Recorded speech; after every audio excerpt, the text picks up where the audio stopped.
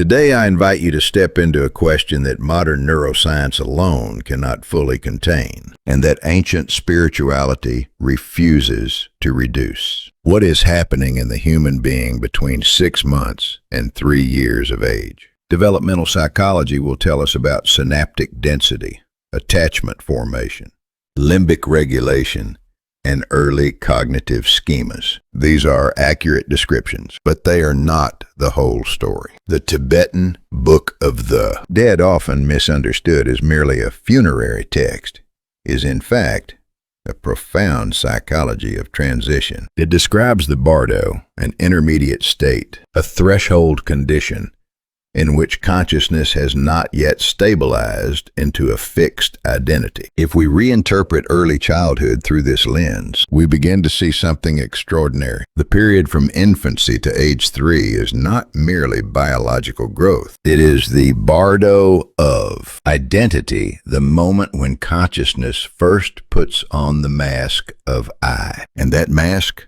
once fitted, will shape an entire lifetime. If this perspective expands your thinking today, I encourage you to subscribe and share this channel so that more people can engage these deeper questions about who we are and how we become. The first illusion, the birth of I. A newborn does not experience separation in the way adults assume. There is no clear boundary between self and world. Sensory input floods in, but ownership is vague. The infant does not yet think, "This is my hand." It simply experiences movement. The Tibetan tradition describes post-birth consciousness as still partially immersed in the currents of the intermediate state. There is a kind of metaphysical afterglow, an unsteady transition from one mode of existence to another. Around 6 months, something changes. The child begins to look at their own hands with fascination. They experiment with cause and effect. A cry produces attention. A smile produces warmth. A gesture moves the environment.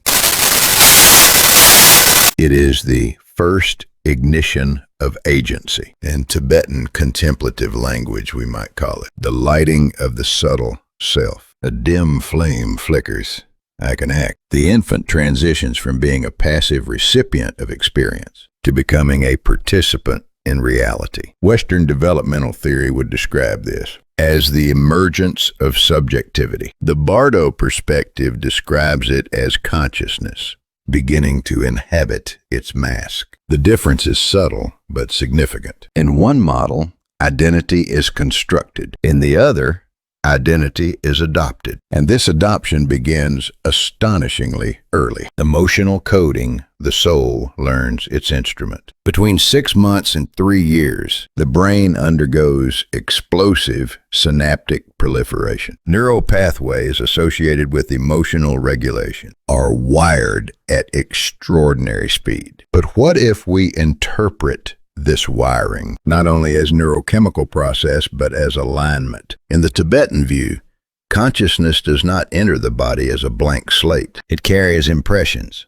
unresolved tendencies, unfinished emotional patterns, karmic trajectories. These are not necessarily dramatic memories. They are dispositions, tonalities, inclinations. When the infant encounters fear, comfort, separation, reunion, frustration, these experiences do not land on empty soil. They interact with pre-existing patterns. This is where the concept becomes philosophically rich. Consider 2 children exposed to identical environments. One responds with intense anxiety to mild separation. The other remains relatively calm. Attachment theory might explain differences in temperament, and temperament is real. But the Bardo model would ask a deeper question. Why does this particular nervous system amplify certain signals more than others? In this interpretation, emotional responses are not random habits. They are codes selected for a learning trajectory. The child who becomes intensely distressed at minor absence may be working through the deep existential theme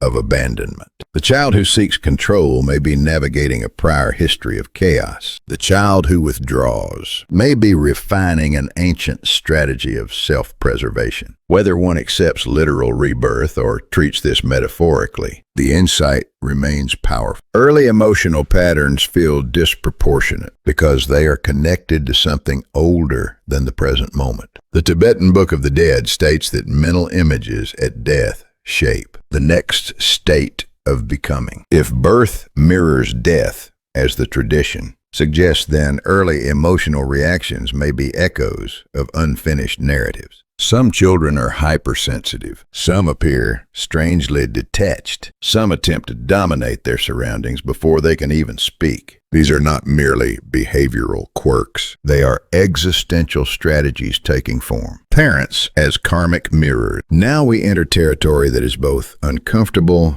and illuminating. In Tibetan thought, the first figures encountered after rebirth are not accidental. They are karmically resonant. Parents are not merely biological providers. They are catalytic presences. To say this in Western philosophical language, the parent is the first existential mirror. But this mirror does more than reflect present behavior. It activates latent patterns. Observe the subtle interactions of early childhood, the rhythm of eye contact, the tension or softness in a caregiver's touch, the modulation of voice, the emotional climate of the household. These are not minor variables. They are the tuning mechanisms of identity. If a child reacts with unexplained intensity toward one parent, either clinging or rejecting, we may be witnessing more than temperament. We may be observing the reactivation of deep relational scripts. Tibetan tradition calls this the reappearance of karmic threads. Psychology might call it implicit relational memory. The terminology differs. The phenomenon overlaps. Parents often assume they are forming the child,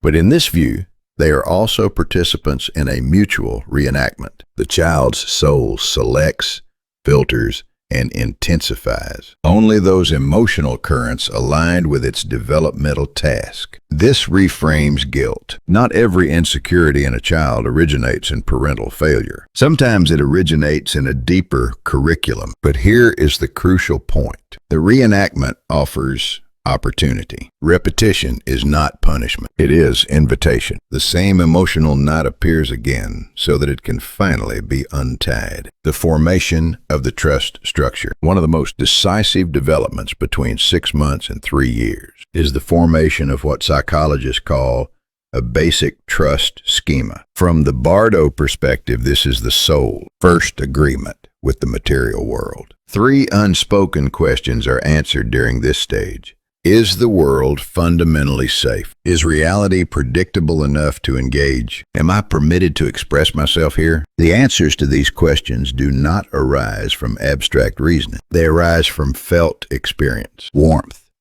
rhythm, attunement, repair after rupture. A child who internalizes trust does not become naive. Rather, they carry an unconscious conviction that existence is navigable. As adults, such individuals often demonstrate resilience in crisis. Their nervous system assumes that stability can return. By contrast, a child whose early experiences fuse present discomfort with deeper existential fear may internalize a subtler message. Security is temporary. Collapse is inevitable. Even success later in life may not erase this underlying tension. Achievement cannot fully soothe a mistrust etched into the earliest layers of identity. The Tibetan Book of the Dead would describe this as the closing of the intermediate gate. The soul commits to a stance toward the world. That stance becomes destiny, not in a deterministic sense, but as a default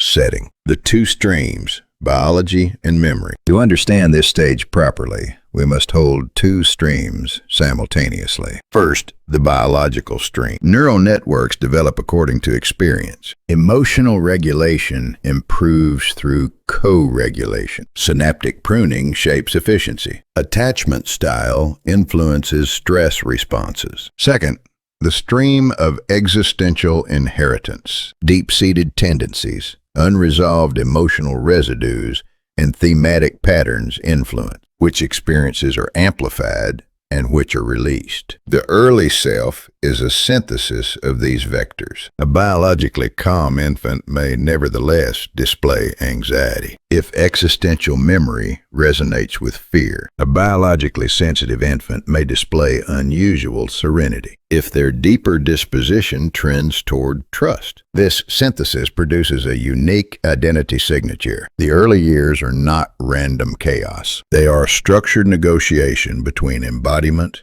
and continuity. The choice of the central axis. By approximately age 3, a certain consolidation occurs. The fluidity of the intermediate state narrows. A central axis of identity emerges. We might categorize these axes phenomenologically. Emotion-centered orientation, control-centered orientation, avoidance-centered orientation, exploration-centered orientation. These are not rigid types, but dominant themes. The emotion-centered child grows into an adult, attuned to relational depth, but vulnerable to mood volatility. The control-centered child becomes strategic and structured, but risks rigidity. The avoidance-centered child develops independence and introspection, but struggles with intimacy. The exploration-centered child embodies creativity and curiosity, but may lack stability. From a spiritual standpoint,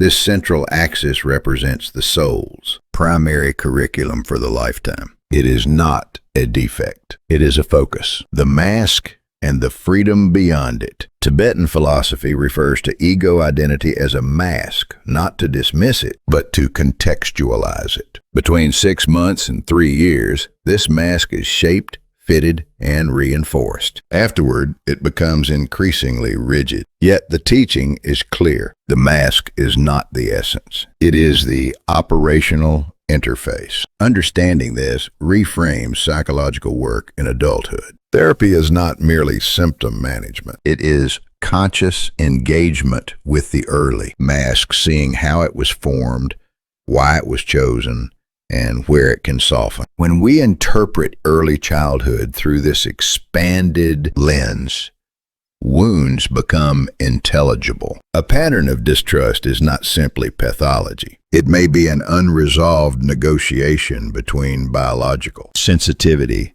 and existential memory. A compulsion to control may not be mere dominance. It may be a strategy forged in chaos long before verbal memory. And here lies the transformative insight. The early structure is foundational, but not final. The Tibetan tradition insists that awareness can reopen what once seemed closed. The Bardo is not only before birth and after death. It appears whenever consciousness awakens to its own conditioning. In that moment, evolution resumes. The period from 6 months to 3 years is the final echo of the intermediate state before identity hardens. After this window, the soul largely adapts to its chosen configuration. The narrative of who I am stabilizes. Trust or mistrust becomes background assumption. Emotional style becomes habitual. But if we understand how this configuration formed, we gain a profound advantage. We no longer interpret our personality as accidental. We see it as structured. We see our early years not as vague childhood memories.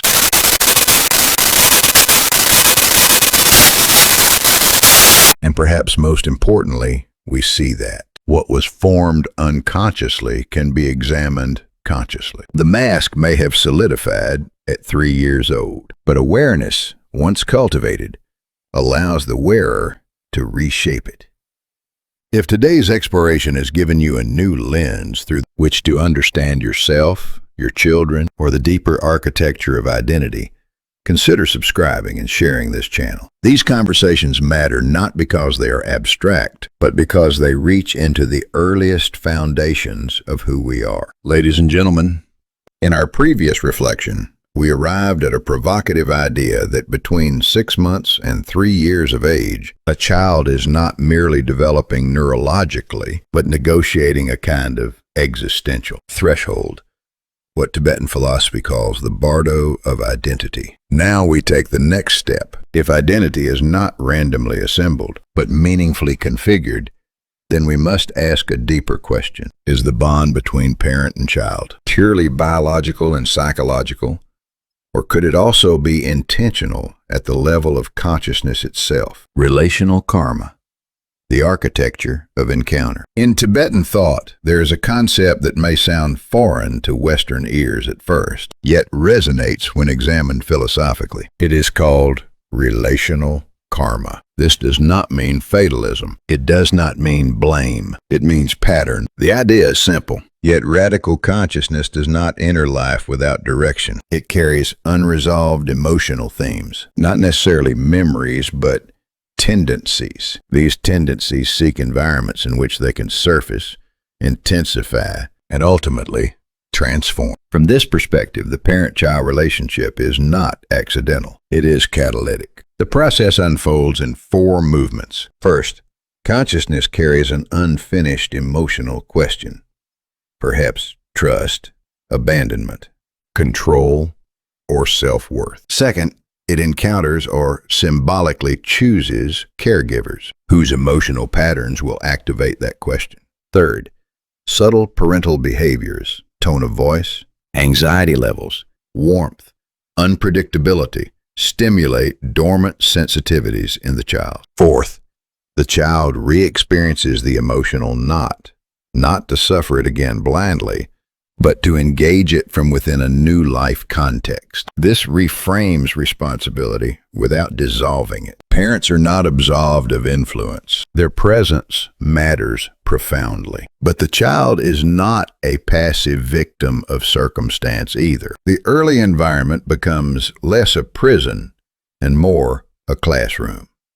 Consider 2 children raised in similar homes. One develops deep anxiety. The other remains remarkably grounded. Standard psychology explains this through temperament, and temperament is real. Yet temperament itself may be part of a larger continuity of emotional patterning. Perhaps one consciousness is working through fear. Perhaps another is refining resilience. In this view, trust and distrust are not simply imposed. They are co-authored. Attachment as the first contract with reality. Modern developmental psychology identifies attachment formation between 6 months and 3 years as foundational. Secure, anxious, and avoidant attachment styles shape adult relational behavior with remarkable consistency. The Tibetan lens interprets this differently, yet intriguingly parallel. Attachment is the soul's first contract with the world. During these years, the child answers 3 unspoken existential questions. Is the world reliable? Is closeness safe? Does my presence matter? Secure attachment emerges when repeated interactions communicate,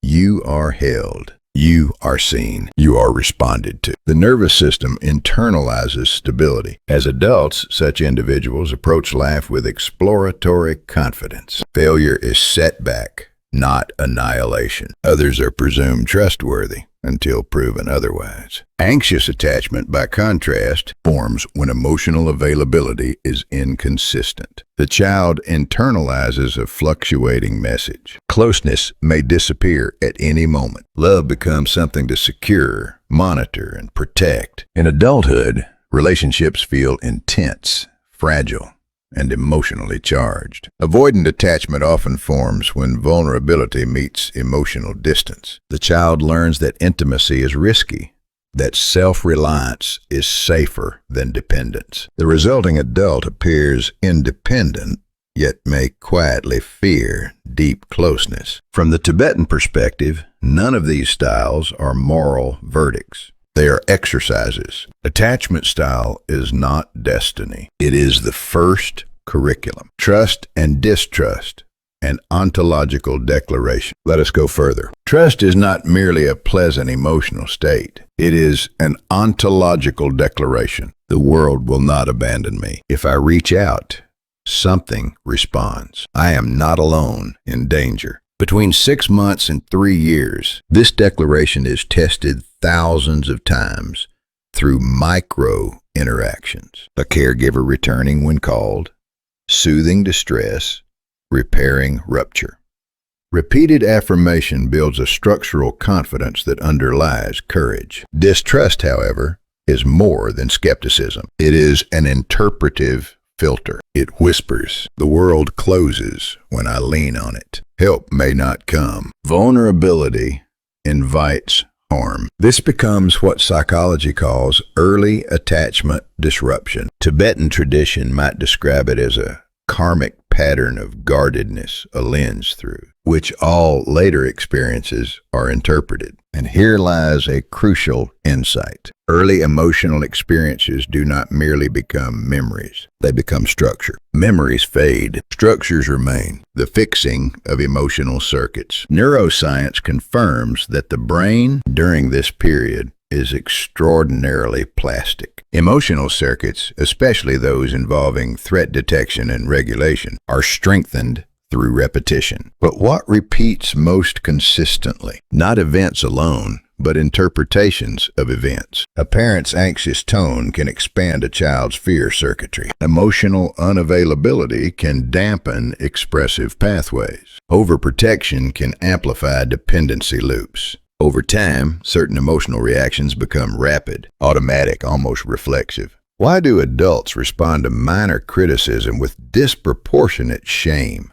Why does intimacy trigger panic in some, control in others, withdrawal in still others? Because emotional circuits formed in early identity. Consolidation become the default operating system. Tibetan language describes this as karmic hardening patterns, solidified through repetition. Psychology calls it emotional conditioning. The vocabulary differs, the mechanism converges. Yet a default setting is not an unchangeable law. The 6 emotional archetypes. We may observe recurring emotional configurations that originate in this formative period. The craving orientation, seeking constant validation to soothe early deprivation. The avoidance orientation, minimizing vulnerability to prevent reactivation of instability. The vigilance orientation, monitoring threat in order to maintain control. The dependency orientation, functioning best when externally reassured. The anger orientation, converting frustration into power. The numbness orientation, surviving by dampening feeling altogether. These are not pathologies. They are strategies. Each was once adaptive. Each protected the child. But when carried unconsciously into adulthood, protective strategies can become limiting identities. Healing as conscious return. Here we encounter the most hopeful dimension of this philosophy. If early identity is structured, it can also be restructured. Tibetan tradition insists karma is not punishment. It is momentum, and momentum can be redirected through awareness. Healing does not require erasing the past. It requires reinterpreting it. First, we recognize recurring emotional patterns. Second, we observe the situations that activate them. Third, we acknowledge that these circuits were formed to protect us. Fourth, we experiment with alternative responses. Fifth, we reinforce new pathways through repetition. Neuroplasticity and contemplative tradition agree on this repeated conscious practice reshapes structure. The Tibetan Book of the Dead teaches that awareness at the moment of confusion liberates the soul from wandering blindly. Applied psychologically, this means that when we recognize the origin of our emotional reflexes, we are no longer imprisoned by them. Identity becomes fluid again, the mask and the possibility beyond it. By age 3, the child's first ego structure. The primary mask is largely assembled. It answers in primitive form. Who am I? What is the world like? Can I trust others? What must I fear? What must I pursue? This mask is functional. It enables survival and adaptation, but it is not the essence of consciousness. The great mistake of adulthood is confusing the mask for the self. Growth, then, is not the destruction of identity, but the conscious evolution of it. Every crisis, loss, relationship, and transformation becomes another Bardo, another threshold, where identity can reorganize. The early years were the first consolidation. They are not the last. Beyond determinism, let us end with clarity. The years between 6 months and 3 are foundational. They lay down emotional architecture that influences personality, relationships, and self-perception for decades. But they do not imprison us. They provide the opening configuration of the game, not the final score. To understand your attachment pattern is not to blame your parents. To recognize your distrust is not to condemn your childhood. To see your fear is not to define yourself as broken. It is to open what Tibetan tradition might call the second eye of awareness. When we see the structure, we gain freedom within it. And perhaps that is the deepest lesson of the Bardo of identity. We are shaped, but we are not sealed. We inherit patterns, but we are not identical to them. We wear a mask, but we are capable of stepping beyond it. If today's exploration has challenged or expanded your understanding of self, development, and consciousness, I invite you to continue this journey with me. Subscribe, share, and engage. Because the deeper we understand the architecture of identity, the more responsibly we can shape the lives entrusted to us, including our own. Thank you.